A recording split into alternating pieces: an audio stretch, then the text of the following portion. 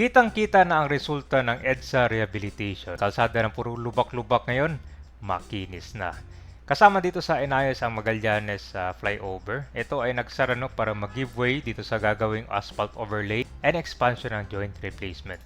Pero alam nyo ba na dito sa ilalim ng Magallanes flyover ay merong interchange park. Na-initiate nila para magkaroon ng green zone. Bagong pintura yung mga poste dito, wala na mga amoy etchas at nagtatanim sila ng mga bagong halaman. Ito naman sa may MRT Magallanes station, kitang-kita mo yung asphalt nila na kalsada. Talagang makikita mo na hindi siya substandard.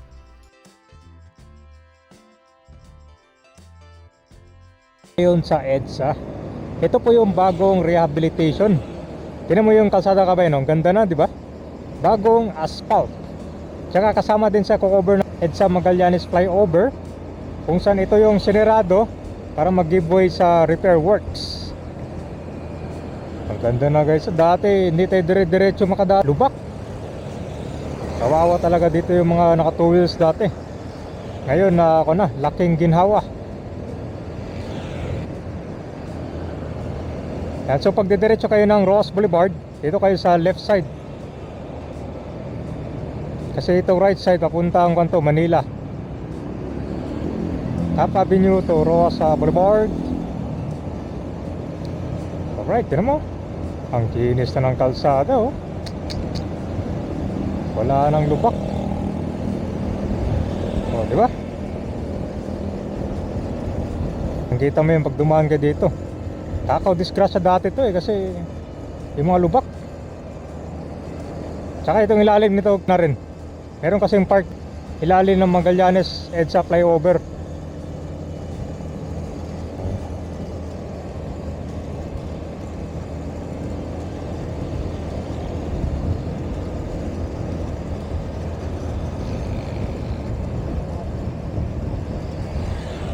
Ito yung EDSA.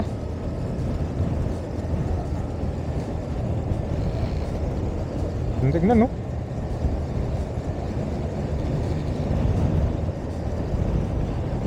May mga ibang part pa dito sa EDSA kailangan pa i-asphalt. Inuna tong mga talaga yung matinding traffic. Magallanes flyover. So ito yung kabila guys. Meron palang hagdan dito para makatawid kayo doon. So mukhang iayusin na rin nila to. Yung mga puno kasi dito nakalbo, no? Mukhang magtatanim sila ulit. Pero may kita mo naman dito kabayan na malinis yung paligid, oh. Diba? Yung fountain. Yan, bagong lagay ng tubig.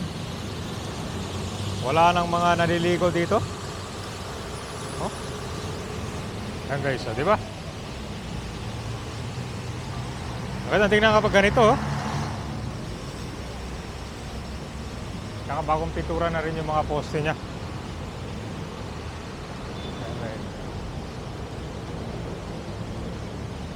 So guys, ilalim ng Magallanes flyover yan, ha? Malinis to, oh. May mga bagong tanim pa, oh.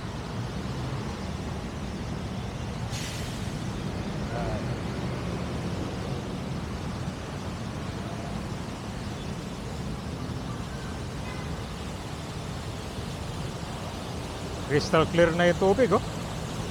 Diba? Wala na yung mga basura.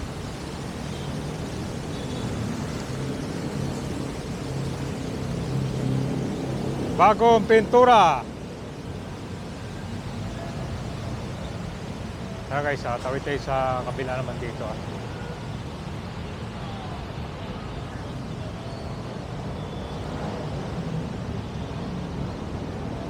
Teka. So dito kasi hindi kayo makatawid sa kabila kasi kwanto, eh. May kalsada dyan sa baba.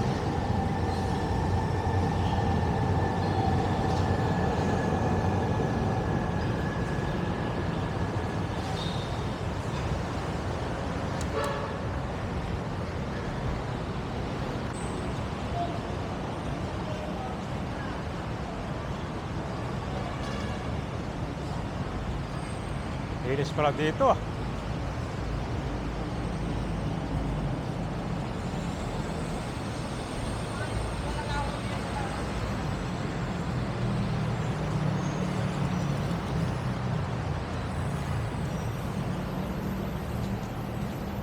Tatawid ka talaga dito kumain.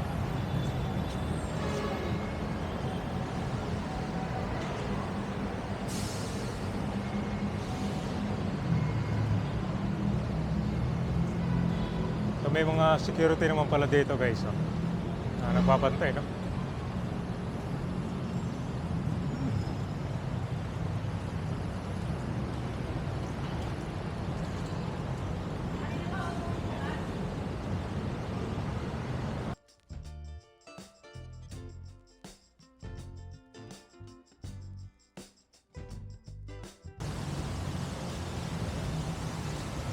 Bagong pintura na siya.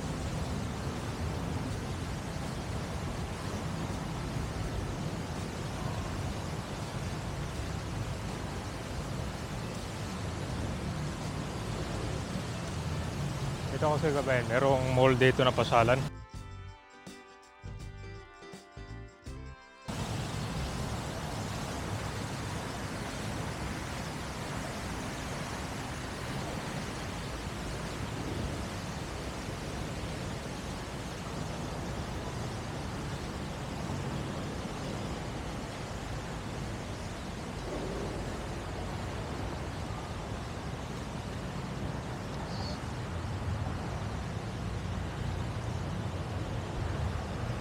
Oh, yan, ang bilis.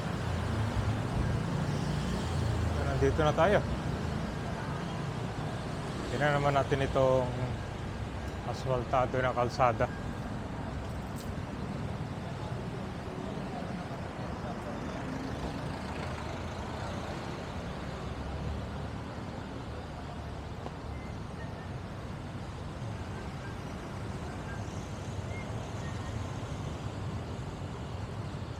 Dito wala siyang bike lane, no? Walang bangketa lang ito meron dito. Pero ito, tinaasa na rin yung kalsada.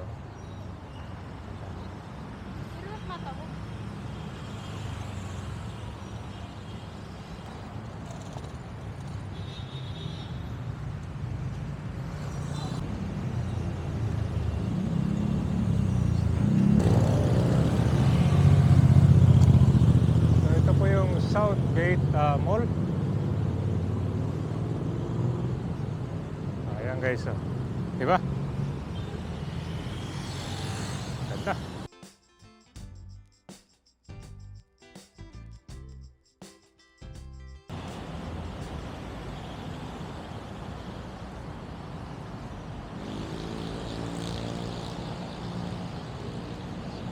Ito guys.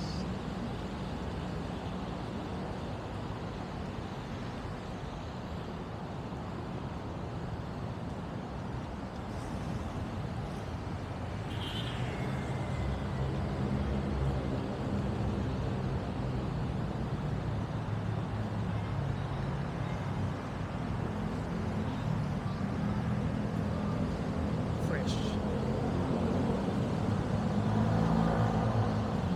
At ayan po yung resulta ng EDSA rehabilitation. So yung dating 17 billion, napababa in 5.8 billion pesos. Napababa din yung timeline. Diba? Yung first pass na nito natapos agad. Doon sa area ng Makati, Ross Boulevard to Orense. At kitang-kita mo naman yung resulta, no? Yan. Ayan kapagsika ba yan? Kitang-kita mo na agad yung resulta dito. Which is nag-improve yung flow ng mga sakyan, lalo na sa mga motor.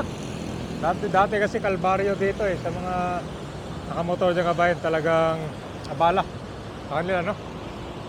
Yan. So hindi pa tapos yan at mahaba to kasi may 20 kilometers ito from north to south and south to north naman ang tatapusin.